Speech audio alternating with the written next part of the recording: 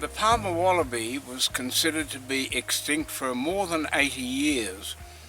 About 55 years ago, Anne and I went to Africa, and I came home very concerned about the loss of species in Africa. When I came home, I had been appointed chairman of their projects committee, and I talked to Dr. Don McMichael, who was the director of national parks, about my concern. And he looked at me and he said, "Peter, don't worry about what's going on in Africa. Australia has the worst history for the loss of species on the entire planet." That shocked me to hear that. So I said, "Well, what can I do?" And he said, "In time you'll find something to do." I read at the same time about Professor David Ride had rediscovered the Parma Wallaby. And I thought, oh my God, what's this?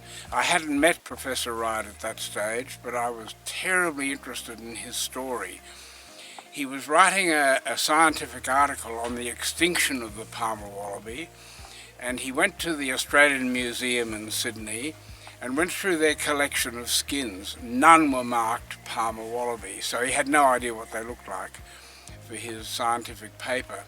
He discovered that they had specimens in the Amsterdam Museum, in the Paris Museum for Natural History, and in the London Museum for Natural History. So he got on a plane, he went over there and he went through their collections.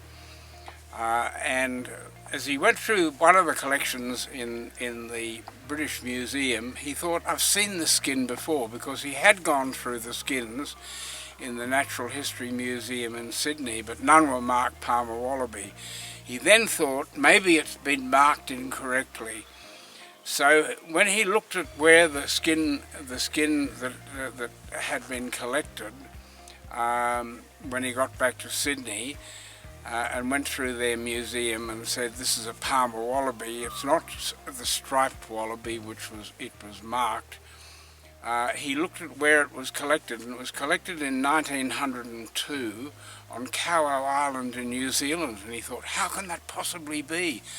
Why would we have Parma Wallabies or other animals from Australia in New Zealand? And so he did a bit more research and discovered that Sir George Grey, who had been the governor of South Australia, had been made the governor of New Zealand. He was an animal lover, and he actually had a wallaby named after him, the Toulash wallaby, or Wallaby Grey, after Sir George Grey. And he bought Cowo Island when he went there as governor, and took with him a number of Australian animals, which was never recorded. As a matter of fact, he actually took some African animals over there, not carnivores, but animals that were just suitable to have on Cowo Island. So he thought, well, I wonder whether these animals are still alive on Cowo Island. So he asked two naturalists, Dr. Wadzicki and Dr. Flux, to go over there to the island and trap. And they went over there 3 times actually altogether, and they came back after the first three weeks and said, no, we can't find the Parma Wallaby. Ride implored them, please go back, I'll get funding for you to go back to the island. And he received a telegram from them at the beginning of the 3rd week, which said, David, we're very happy to tell you that the Parma Wallaby is extant, not extinct. That telegram went down in history, in natural history, as one of the most important telegrams ever sent. And so, knowing that, he published his paper. It was very well received, and everyone was very happy that the animal still existed on Cowo Island. When I went over and especially met David Ride and asked him about it, I said, David, what are you going to do about it? And he said, well, I'm not sure. I mean, it's a marvellous thing that it's extant. And I said, look, we have to bring it back to Australia. And he said, where would you put it? And I said, well, I'm going to buy more land at Mount Wilson, next to my property at Mount Wilson. I'll build the fences to keep out foxes, we'll electrify the fences, and we'll see whether it'll be Australia's first attempt at saving an endangered species. He said, Peter, that would be incredible.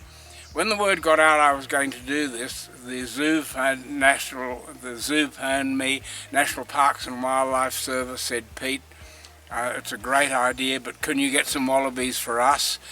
And Macquarie University, who were doing scientific work on the animal, said, we'd like some too, so I arranged to ship to Mount Wilson, to ship to Pulborough Island for national parks, to ship to Taronga Zoo in Sydney and Macquarie University.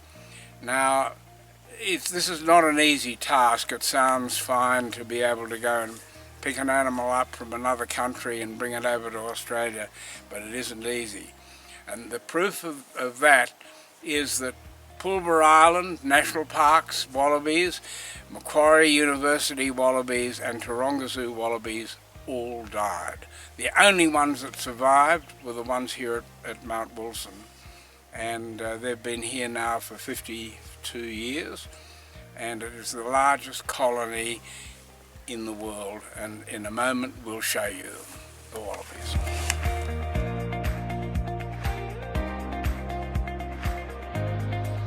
First food drop, we have two places where we drop the food, and we spread it out so you'll see the animals in a long line. They know that I'm here, they're watching us from behind the bushes, and that's part of the habitat that they really feel comfortable and safe in, where they're not seen by anything. It was first described by Gould. You might remember Gould in your school days, the Birdman from England, came out to Australia in about 1830, and he wrote a book about Australian wildlife. Included in the book was the first description of the Parma Wallaby. He called it the white-throated wallaby, and when they stand up you can see that they've got a white throat. They were called the Parma Wallaby by the Australian Aborigines, and that is the name that the scientists always use. In respect to the Aboriginal population of Australia, they're called the Parma Wallaby. Gould called them the white-throated wallaby. You might be curious to know how many babies that they have in 1 year. They only have one. And it's very interesting because the gestation period is only 30 to 32 days. It's born, it crawls up into the pouch and remains in the pouch for 32 to 34 weeks. As it gets older, of course, it comes out of the pouch and then goes back into the warmth of the pouch. So their life cycle, we've discovered that they can live up to 20 years here. Probably in the wild, maybe 10 to 12 years. Because there's a lot of stress in the wild, whereas there's no stress in a place like this. In the wintertime they're fed every day, they're looked after really well. Shortly, when we go to the second feeding spot, we'll come back and there could be, with a bit of luck, 50 animals, maybe even 100 here eating. So this is, as I said a little earlier, the largest colony of Parma Wallabies on the planet, and we're looking forward to being able to have them in other areas in Australia. While there are foxes, they can never be released in the wild. In 1988, which was the bicentennial year for Australia, 200 years of European occupation, we released 48 animals back into the area that Gould described was their habitat, which was the Illawarra Escarpment near the little town of Robinson. And we released them in the Waterboard area, 48 animals. It was the largest release of an endangered animal in Australia's history. Dick Smith, a very well-known Australian, very generously gave us 12 radio collars so we could track what they were doing. The Deputy Director of National Parks at the time was Dr. Jack Giles.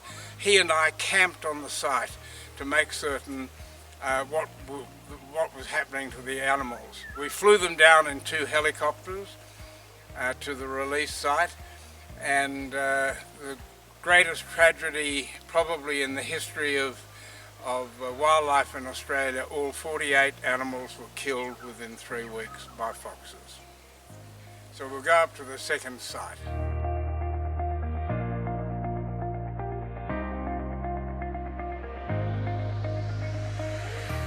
This is the first attempt at saving an endangered species in Australia. Now, UNESCO announced earlier this year, 2021, that the planet will lose 1 million species over the next 50 years. So what we've done here is very small, 1 species. I have been involved in others. The CSIRO, the Australian Museum in Sydney, came to me many years ago and said, Pete, the Lord Howe Island woodhen, a flightless bird, first described by Captain Cook when he sailed through and stopped at the island, is in danger of disappearing completely. It's down to 25 birds.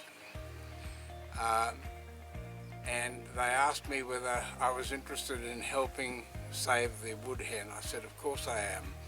So I won't go into all the details, but we went over to the island.